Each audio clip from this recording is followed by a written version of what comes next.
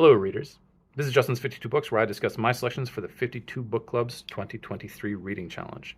I'm doing something special this year. I'm reading only science fiction by women for my reading challenge. I want to explore that legacy because it's really important, and there's some really big books that I want to engage with this year.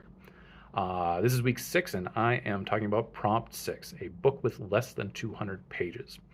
My selection for this prompt was We Who Are About To, written by Joanna Russ and published in 1976. The idea of a book with less than 200 pages takes us out of novel territory and into novella novelette territory, which is cool and actually a nice break for me because I've already read some beasts this year and I got some real doorstops coming up soon. So it's good to get into some quick and to the point writing. It also means that there's a bit of a gap in my choices from the last 30 years or so. Um, if you go back 30 years or more in science fiction, you get the pulps. Before 30 years, you go back 60 years or whatever. But you get the pulps, a tradition of the pulp science fiction books with a lot of short stories. Um, and then it went on from the pulps like Astounding and Worlds of If into kind of glossier, more literary magazines like Omni and I think Galaxy. And then there was a gap where it just the pulps kind of faded away. There was still some short stories being written, a lot of short stories being written, I suppose, but not with the prevalence or publishing power as they were before. And now with the advent of e-readers and audiobooks and the digital media, you're seeing a resurgence in the novella form. The Murderbot books, Binti books, a lot of them. I think a lot of that has to do with it's profitable again because you don't have the printing costs associated with a smaller book. So if I went to a bookstore in 1998 when I graduated high school, and I'm looking for a new book, and I got this big one and I got this little one. It's kind of like candy. Uh, if I got a little bit of candy, that candy better be really good. Better be exactly what I want, or I can get a bunch of candy and it's probably going to be good. And so there's a little bit of that with books, but it's not as big a deal as it used to be because they can adjust costs. At least they should be adjusting costs based on the amount of content. Smaller book costs a little bit less because it's just writing on the e-reader. Regardless, I had plenty of options for new books, but I chose to go back and find a book from before I was born because that's what we're doing right now. So that is where I came up with We Who Are About To. The book tells the story of interstellar travelers who get shipwrecked on a desolate planet that barely supports life and is so far off the grid they have no hope of anyone coming to their rescue. You have 8 people, including the unnamed author, who is telling her story through a tape recorder. And the idea is that you've found this tape recorder. All of the characters, including the main character, or the narrator, I should say, they're all kind of archetypes of a sort. And there's 3 men and 5 women.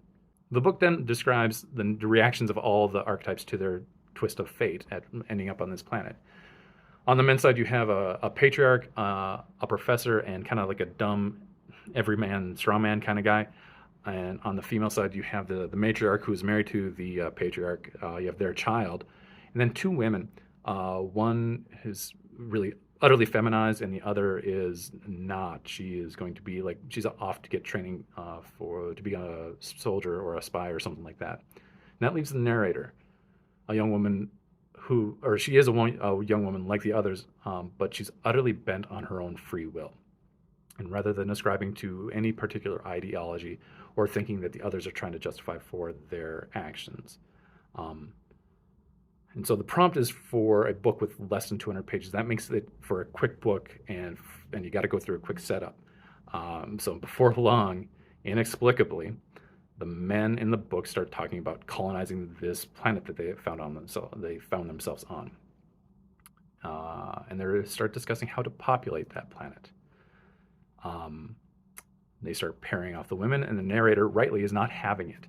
Upon being threatened sexually, she flees. They catch up with her, and she accidentally kills one of them, which sets her off on I don't know how to come up with the right word for it, because she's still a sympathetic character, but she goes on a rampage, I guess. She ends up killing the rest of the survivors, all of them. The rest of the book is the narrator's descent into hunger, thirst, loneliness, despair, and ultimately suicide. The things I liked. It's a brutal book, and I've probably not described the actual point well enough with just the overview of the plot.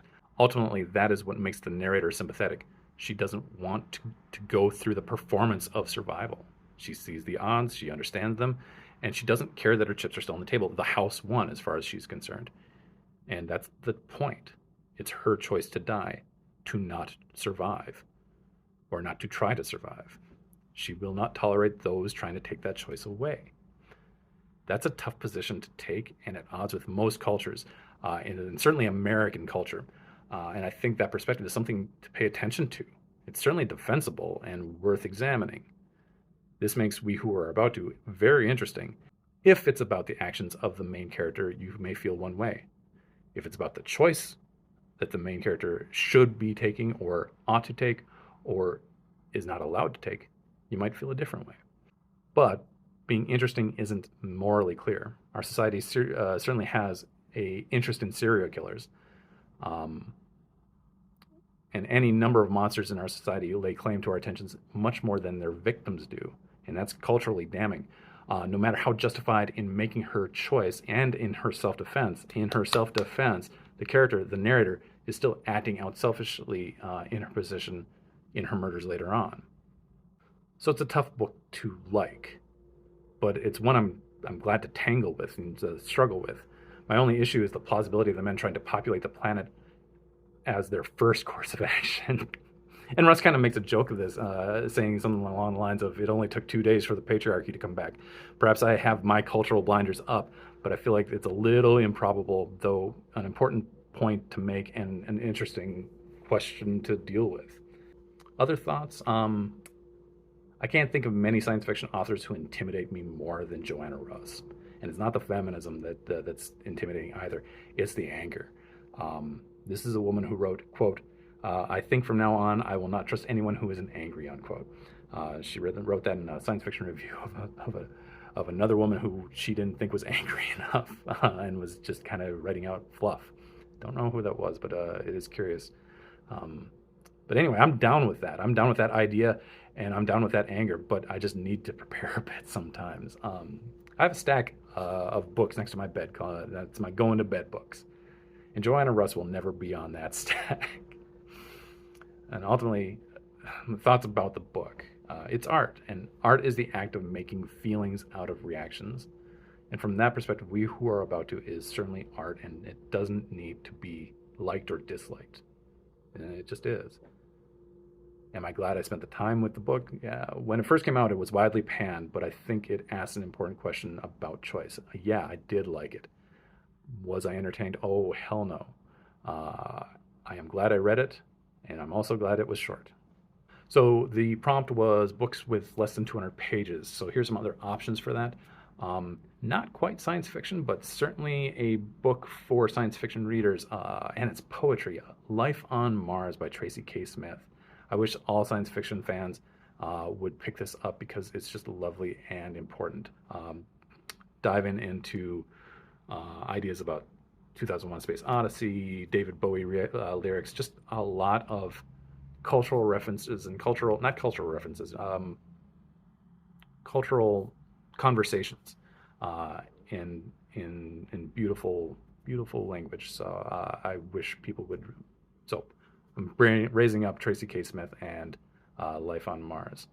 Another thing to check out if you're looking for a book for less than 200 pages, Binti by Nnedi Okorofor. Great Afrofuturist space opera. Really good, really compelling characters and really good writing. And then one more super smart old school space opera option that wasn't written by women, but I would still recommend it for being less than 200 pages, Babel 17 by Samuel R. Delaney. Check that out. Wonderful book. And if you're going to check that out, you should check out Nova as well. Got a little bit more than 200 pages, but definitely a great companion to Babel 17. And that's it. Thanks for watching me talk about my thoughts on We Who Are About To by Joanna Russ. This has been week 6 of Justin's 52 Books, and I was talking about Prompt 6, a book with less than 200 pages. For more information on the 52 Book Club, you can check them out on the website, the52bookclub.com, the52bookclub.com. You can also check them out on Facebook, Instagram, and Goodreads. I post a lot and play around a lot on the Facebook comment section, so maybe I'll see you there. You can also check me out on Goodreads and Storygraph, Justin's 52 Books. And I hope to see you next week for Prompt 7, a book with a city or country name in it. And I chose, we're going out of 200 or less pages. I chose a much bigger book for this one. Until then, happy reading.